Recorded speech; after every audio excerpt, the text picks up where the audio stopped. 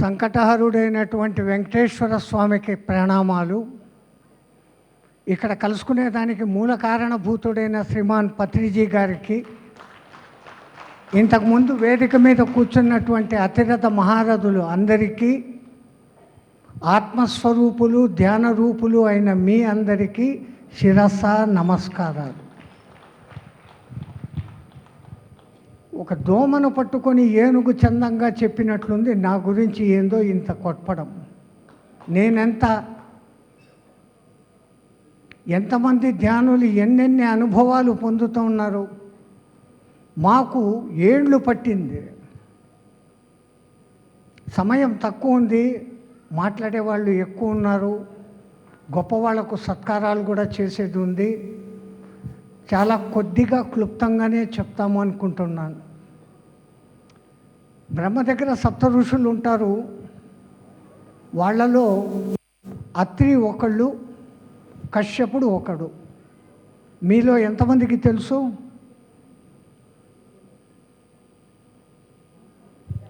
అత్రి తెలియకపోవచ్చు, పత్రి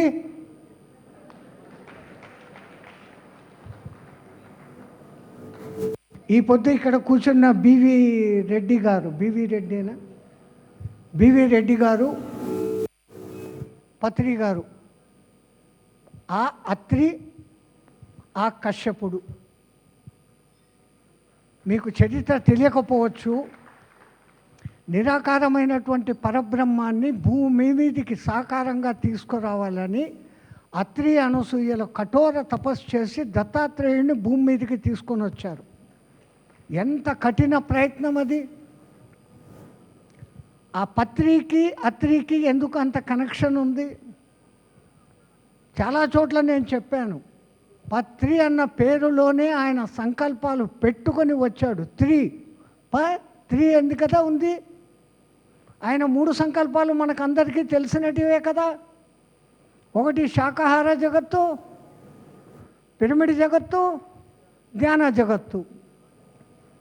ఆయన పెట్టిన సంస్థ PSSM, PMC, ధ్యాన జగత్ పత్రిక. అవి 3. ఆయన సంసారం కూడా 3. భార్య, 2 కూతుర్లు. కారణ జన్ములు అంటే అట్లుంటారు, పేరుకు తగినట్లుగా వస్తూ ఉంటారు. ఆ అత్రి మహర్షి ఎంత కష్టపడి నిరాకార బ్రహ్మను భూమి మీదకి తెచ్చాడో, ఈ లోకంలోకి మళ్ళీ ధ్యానాన్ని ఆ విధంగా తీసుకొని వచ్చిన వాళ్ళు శ్రీమాన్ పత్రిజీ. ఇది ఎందుకు చెప్పాల్సి వస్తుందంటే, కృతయుగంలో అందరూ కూడా ధ్యానులే ఉండేవాళ్ళు. వాళ్ళకు ధ్యానం గురించి చెప్పాల్సిన అవసరమే లేదు. త్రేతాయుగం వచ్చింది, ధ్యానం పక్కకు పోయింది, యజ్ఞయాగాదులు చేయని మొదలుపెట్టారు. ద్వాపర యుగం వచ్చింది, ధ్యానము లేదు, యజ్ఞయాగాదులు లేదు, వ్రతాలు పూజల్లోకి దిగారు. కలియుగంలోకి వచ్చింది, ధ్యానం పేరు మారి ధ్యాస అయింది. ఆ ధ్యాస ఎక్కడికి పోయింది? ధాన్యము ధనము మీదికి పోయింది. పుత్రేషణ, ధరాణేషణ, దారేషణ, ఈ ఈశనాత్రయంలో పడిపోయినాడే కానీ కృతయుగంలో ఉన్నటువంటి ఆ ధ్యానాన్ని మర్చిపోయారు. ధ్యానము లేనిది ఎక్కడా లేదు. ఏ దేవీ స్తోత్రమైనా కానీ, ఏ దేవతా స్తోత్రమైనా కానీ ధ్యాన శ్లోకంతో మొదలవుతుంది. అట్లా మర్చిపోయిన ఆ ధ్యానాన్ని లోకంలోకి తీసుకొని వచ్చిన మహానుభావుడు పత్రి అయితే, ఇంకా కశ్యప మహర్షి గురించి చెప్పాలంటే, ఈ భూదేవికి కశ్యపి అనే పేరు కూడా ఉంది. ఎందుకంటే ఈరోజు ఇంతగా సృష్టి పెరిగింది అంటే అది కశ్యపుడి మూలంగా. దక్ష ప్రజాపతి కూతుర్లలో 23 మందిని పెళ్లి చేసుకున్నాడు.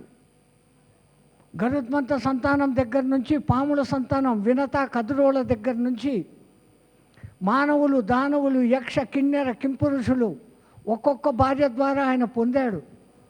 ఆ విధంగా భూమినంతా సంతతితో నింపాడు కశ్యప మహర్షి. మన బివి రెడ్డి గారు మొట్టమొదట కట్టిన ఆ ఒక్క పిరమిడ్ ఈ పొద్దు వేలు, లక్షలు, ఇంకో భవిష్యత్తులో కోట్లుగా మారపోతుంది.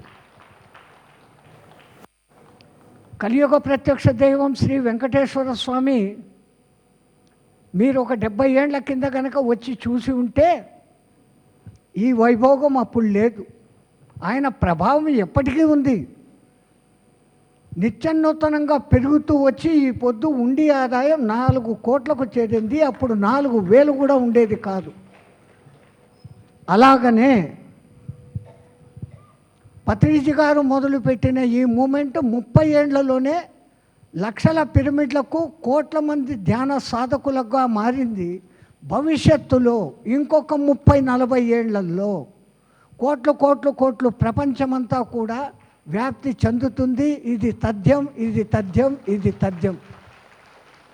ఈ మాట నేను శ్రీమాన్ లక్ష్మణరావు గారి దగ్గర నుంచి నేర్చుకున్నాను.